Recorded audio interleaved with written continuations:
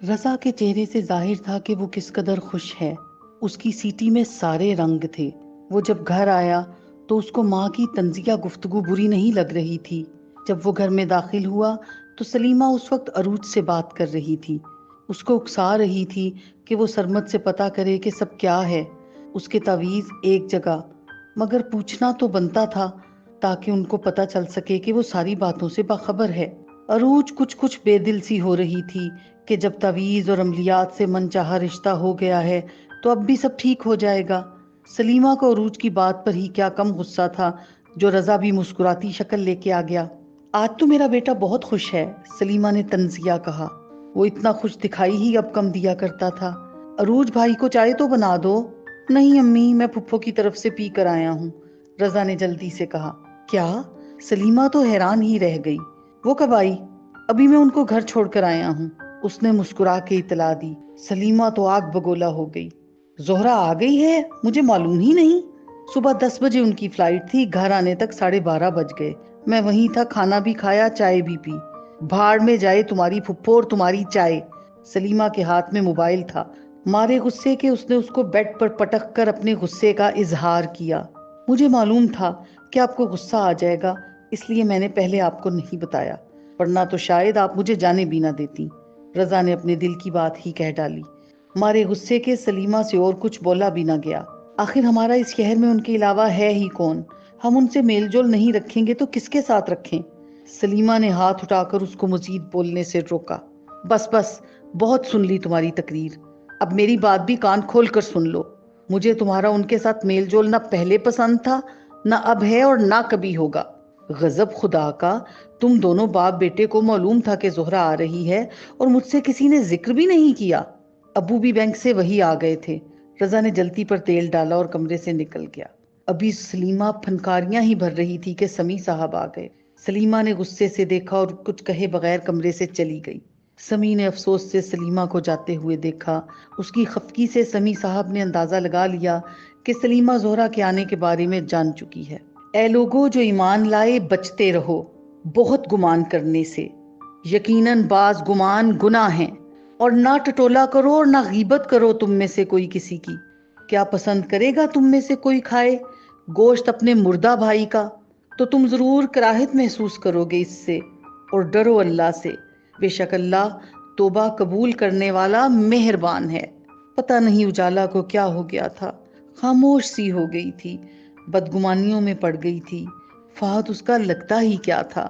دوست تک تو وہ کہہ نہیں سکتی تھی، پھر بھی سہرش نے جتایا کہ جس سے محبت ہو اس کے لیے بھی دل کو کشادہ رکھنا چاہیے۔ کجا کہ وہ شخص جو تمہارا کچھ بھی نہیں لگتا، لیکن خود اجالا کی سمجھ میں نہیں آ رہا تھا کہ کیا کرے، کیسے بتائے کہ اس کو فہد کا مذاق کرنا نہیں اڑانا لگ رہا تھا۔ اس نے جیسے جان لیا تھا کہ اجالا کے دل میں کیا ہے، وہ اس کو بے وقوف بنا کر مزے لے رہا ہے۔ اسی لیے تو جب فہد نے اس سے کہا کہ تم اس طرح خاموش کیوں رہتی ہو، نہ سلام، نہ دعا، نہ حال احوال، تو اجالا کی آنکھوں میں نمی آ گئی۔ اس نے لاکھ کوشش کی کہ وہ آنکھوں کی نمی کو آنکھوں میں ہی رکھے، لیکن جانے کیسے فہد کو خبر ہو گئی۔ تم رو رہی ہو؟ فہد حیران ہوا۔ نہیں، کچھ پڑ گیا ہے آنکھ میں۔ نہیں، اجالا نے کہا۔ لڑکیاں تو ایسے ہی کہتی ہیں۔ اجالا نے فہد کو جھلمل کرتی آنکھوں سے دیکھا۔ جب کوئی لڑکا پوچھتا ہے کیا ہوا، رو رہی ہو، لڑکی کہتی ہے نہیں، شاید کچھ آنکھ میں پڑ گیا، یا پھر پیاز کاٹ رہی ہوں۔ اور تم لڑکیاں کتنی جھوٹی ہوتی ہو، ایسا کچھ بھی نہیں ہے، اجالا نے آنکھوں میں گلا بھر کے کہا۔ تو پھر کیسا ہے جناب؟ آپ کو اس سے کیا؟ یہ جملہ خالصتاً اس وقت بولا جاتا ہے جب کوئی خفا ہو۔ آپ کو کیا فرق پڑتا ہے؟ آپ جب چاہیں جیسا بھی چاہیں مجھ سے مذاق کر سکتے ہیں، یہ اجازت ہے یا طنز؟ اجالا کی کاجل سے کالی آنکھیں اداس ہو گئیں۔ موسم بھی پھیکا پڑ گیا۔ فہد سنجیدہ ہو گیا۔ میرا مقصد کبھی یہ نہیں رہا کہ آپ کا دل ٹوٹے یا آپ ہرٹ ہوں۔ اجالا نے لمبا سانس لیا۔ سوری، فہد نے کان کی لو کو ہاتھ لگایا۔ اجالا بے ساختہ مسکرا دی۔ فہد کچھ ایسا ہی لگ رہا تھا، ایک وجیح، خوبصورت، سمارٹ نوجوان اس کے سامنے کان کی لو کو اپنی شہادت کی انگلی اور انگوٹھے کے پور میں دبائے مضحکہ خیز سی شکل بنائے عجیب لگ رہا تھا۔ چلیں، آپ کے چہرے پہ مسکراہٹ تو آئی، ہمارا کیا ہے، جب آپ کہیں گی کان پکڑ لیا کریں گے۔ सहरिश उसको घूर रही थी। फाहद गया तो वो बहुत ही जलाली अंदाज में बोली, तुम्हारे साथ मसला क्या है? और तुम्हारा? उजाला ने उल्टा सवाल किया। मेरी समझ में नहीं आता तुम फाहद को इस कदर अहमियत देती ही क्यों हो? डॉली उसकी भांजी भतीजी है, वो हंसता है या रोता है हमें क्यों फिक्र हो? हम जिस काम से आए हैं वो करें, दैट्स इट। लेकिन काश वो सहरिश को जवाब दे सकती। वो तो गुमसुम सी हो गई थी और इस बात का उसके दिल ने यकीन दिला दिया था, उसे फाहद से मोहब्बत हो गई है। उसको यकीन दिलाना अच्छा लगा, और उसको यकीन क्यों ना होता।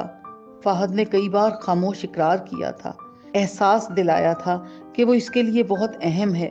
अभी कल ही की बात थी जब उजाला और सहरिश कैफे में बैठी थी। दोनों के दरमियान चाय और सैंडविच रखे हुए थे। सहरिश ने चाय का सिप लिया और जिच होकर बोली, तुम्हारी चाय ठंडी हो चुकी है, सैंडविच यख होकर लकड़ी बन चुका है। आखिर तुम चाहती क्या हो? सोच क्या रही हो? उजाला खुद से जैसे लड़ रही थी। तुम आई ही क्यों हो? घर रहती, ना क्लास अटेंड की है और ना ही मुझे क्लास में जाने दे रही हो। उसी वक्त फाहद और दुआ कैफे में दाखिल होते हैं। फाहद ने आते ही सबको देखा और उजाला पर नजर पड़ते ही मुस्कुरा दिया और नरमी से मुस्कुरा के बोला, हेलो एवरीवन। उजाला की मेज तक और बगैर कहे सुने उजाला का दिल धड़क रहा था। वो नीची नजरों से फाहद को देख रही थी। फाहद इत्मीनान से आया और सैंडविच उठाकर खाने लगा। उजाला और सहरिश हैरान रह गईं। दुआ को बुरा लगा, उल्टा फाहद मुस्कुराया और शुक्रिया कहकर खाली कुर्सी की तरफ चला गया। फाहद, ये क्या बदतमीजी है? दुआ ने गसीली नजरों से उसे घूरा। अरे नहीं, ये सैंडविच है, बदतमीजी नहीं। फाहद ने हंस के दुआ को सैंडविच दिखाया। मगर तुमने पूछे बगैर ही खाना शुरू कर दिया, तुम्हें नहीं खाना चाहिए था। हम दोस्त हैं, फाहद ने इत्मीनान से कहा और उजाला को आंख मारी। उजाला गड़बड़ा गई। दुआ ने सरगोशी की, वो तुमसे नाराज है। रियली? तुम नाराज हो? फाहद ने ऊंची आवाज से कहा। उजाला गिड़बड़ा गई और उठकर चली गई। सहरिश हैरान सी उसके पीछे लपकी। फाहद ने खाते खाते दुआ को देखा। देखा तुमने, इतने दिमाग हैं इसके, एक मामूली सी बात पर ऐसा मुंह दिखा रही है। जो लड़की मजाक बर्दाश्त नहीं करती उसको तो मुंह ही नहीं लगाना चाहिए। दुआ ने दांत पीसे। फाहद बेसाख्ता हंस दिया। ब्रेक लगाओ यार, तुमने 5वें गियर में ही गाड़ी भगानी शुरू कर दी। इस तरह से जाकर उसने तुम्हारी इंसल्ट की है। अच्छा, लेकिन मुझे क्यों महसूस नहीं हुआ? फाहद ने लापरवाही से कहा। और यही हालत उजाला की थी, उसकी भी कुछ समझ में नहीं आ रहा था। सहरिश ने खफकी से कहा, तुम्हें इस तरह उठकर नहीं आना चाहिए था। उजाला ने अपने दोनों हाथों की उंगलियां मरोड़ी और बेचारगी से बोली, फाहद, जब दुआ के साथ होता है तो मुझे खामखा गुस्सा आ जाता है, पता नहीं क्यों। सहरिश उसकी शक्ल देखती रह गई।